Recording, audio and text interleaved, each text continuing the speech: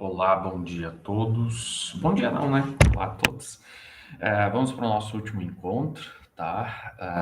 Essa será a nossa última atividade do ProEja e espero que todos tenham aproveitado esse curso, por mais que tenha tido seus atropelos, né? Seus solavancos, espero que todos tenham aproveitado minimamente aí para aprender um pouquinho, tá ok? Então, para iniciar a apresentação aqui, na nossa última aula, nós temos aqui poucos slides, como sempre, tá? E vamos à aula. Então, como última aula, nós vamos falar sobre energia elétrica e seus riscos de utilização, né? O que é problemático na hora e perigoso quando se mexe com a eletricidade. E é isso que nós vamos discutir hoje. Então, a eletricidade já está na nossa vida aí há muito tempo, a gente já não sabe mais viver sem a eletricidade, é bem difícil, né? Seria bem difícil nossa vida, porque ela traz comodidade para a gente, bastante comodidade, mas a gente precisa ter certos cuidados a utilizar essa ferramenta, talvez daria para se dizer, né? Esse bem aí. Então, o que acontece? Os grandes riscos da eletricidade são os choques elétricos, né?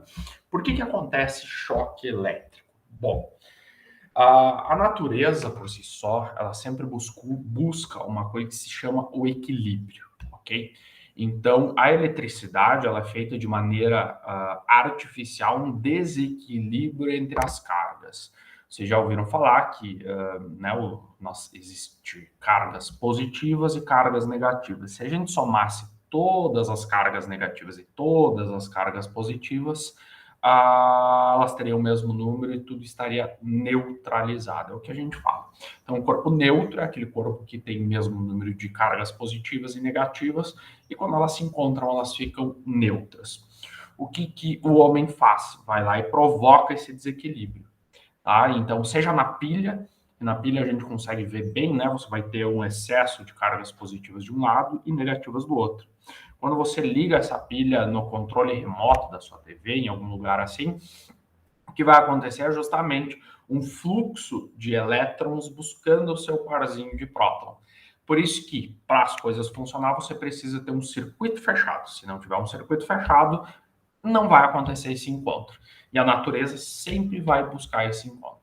Por isso que quando você coloca os dedos na tomada, como é o caso dessa figura aí, o que vai acontecer? Vai ser as cargas elétricas buscando a sua neutralidade para tentar ficar em equilíbrio.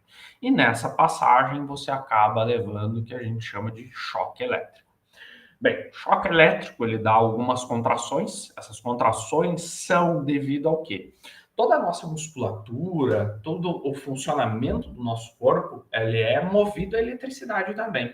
Então, quando você pede para sua mão fechar, ou quando você pensa, né, ordena sua mão fechar, você está enviando impulsos elétricos, esses impulsos elétricos fazem a musculatura da sua mão contrair e você contrai. Então, todos os nossos movimentos são feitos através de impulsos elétricos. Por isso que quando você leva um choque, você vai ter essa contração muscular, ok? Então, essa contração muscular é devido a isso. Nós funcionamos a partir de choque elétrico. Bem, muita gente acredita que o choque elétrico ele está atrelado, ou melhor, os seus riscos, ao que a gente chama de diferença de potencial ou tensão, que é os 220 volts. Muitos pensam que o 220 volts vai ser mais grave que um choque de 110. Isso não é de toda a verdade, porque o que ocasiona realmente um choque ser fatal ou não fatal é a grandeza que a gente chama de corrente elétrica, que é justamente a quantidade de elétrons que vai passar por dentro de você. Então, são dois fatores, na verdade. A quantidade de corrente elétrica que passa por você e o caminho que essa corrente elétrica vai passar por você também. Eu procurei algumas imagens de choque elétrico, mas achei melhor não colocar, que são imagens realmente fortes. Se vocês procurarem aí, procurem já por queimadura de choque elétrico, tá? Porque a corrente elétrica, ela provoca queimaduras. Então, o que acontece?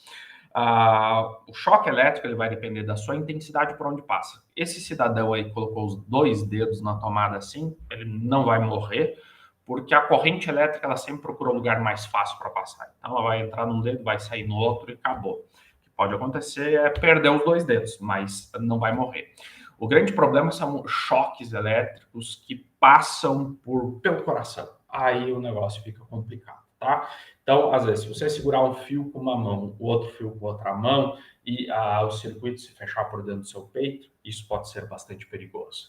Ou você pegou no fio aqui assim, o circuito fecha com os pés, também. Tudo que passar pelo peito é complicado o choque, tá ok? Então, a corrente elétrica, como eu falei para vocês, a descarga elétrica aqui, a gente tem aqui um raio acontecendo, né? Que também é uma descarga elétrica.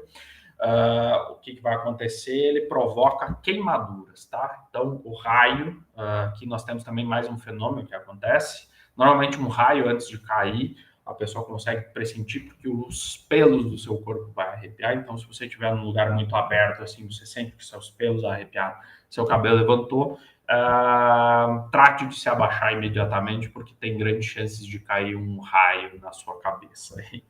Tá? Então, é um jeito de você perceber se algo vai acontecer.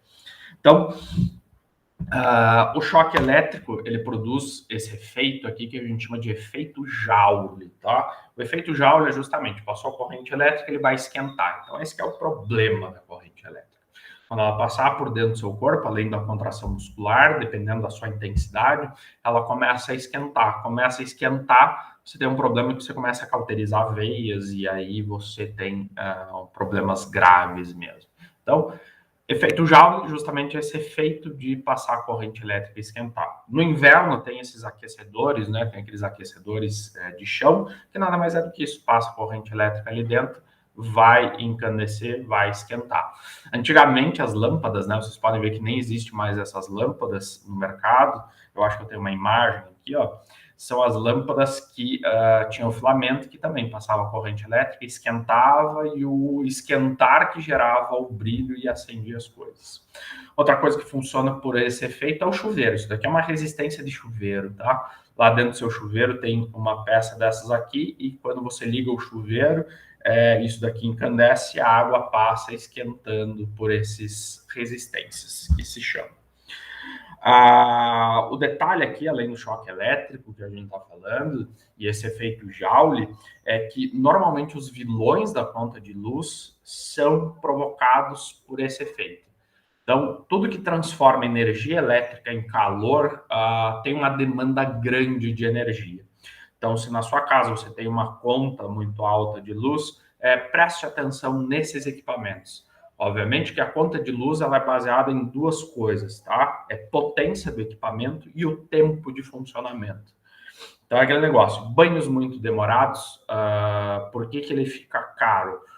Porque ele é um equipamento que transforma energia elétrica em calor, já por si é um vilão em potencial para nós, e aí quanto mais tempo você demora no banho, mais ele vai gastar também. Então, as duas grandezas é potência e tempo. Se é lâmpada incandescente também, por isso que essas lâmpadas foram tiradas de comercialização, tá?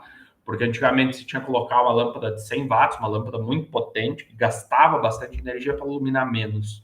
Hoje em dia nós temos lâmpada de LED que ela esquenta pouquíssima coisa e transforma mais em energia luminosa. Então, esse que é o detalhe. Então, quando a gente fala de choque elétrico, então, o resumo da nossa aula de hoje, que é curtinha e é para justamente dar um encerramento aí, falando um pouco de eletricidade, é justamente para falar isso. Olha só, choque elétrico, o que você tem que cuidar?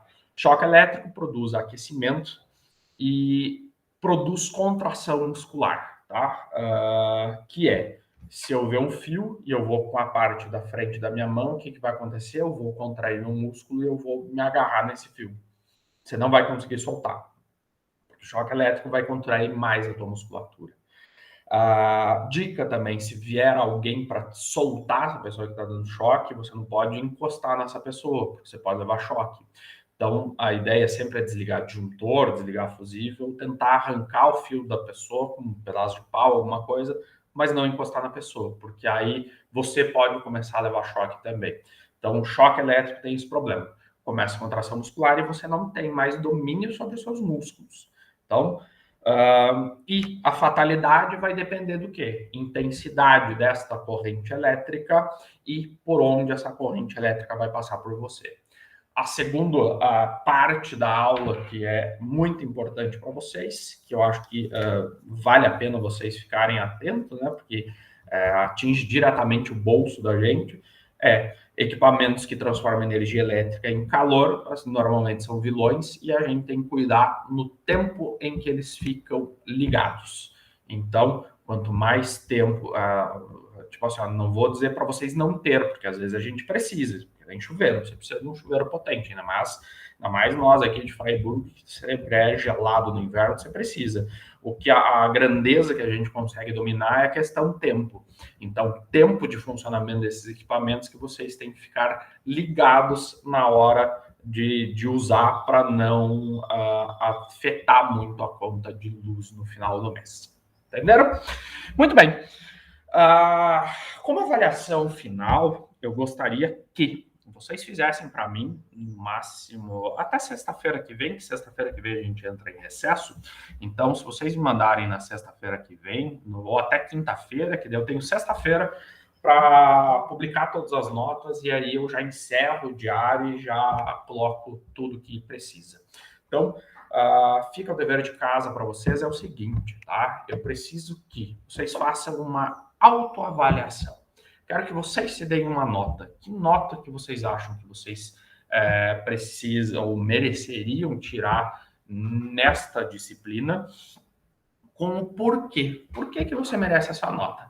Se você colocar nota baixa, eu quero saber por que você dá nota baixa. Se você colocar nota alta, eu quero saber por que você merece nota alta. Ok? Então, essa é a atividade última de vocês.